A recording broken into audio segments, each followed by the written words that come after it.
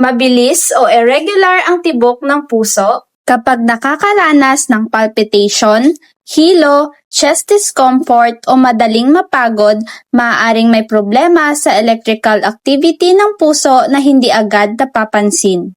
Ang ECG o electrocardiogram test ay isang mabilis at painless na test na sumusukat sa electrical activity ng puso. Nakakatulong ito para ma-detect ang arrhythmia, heart enlargement o iba pang kondisyon ng puso. Available sa MyLab Clinical Laboratory ang ECG or electrocardiogram test.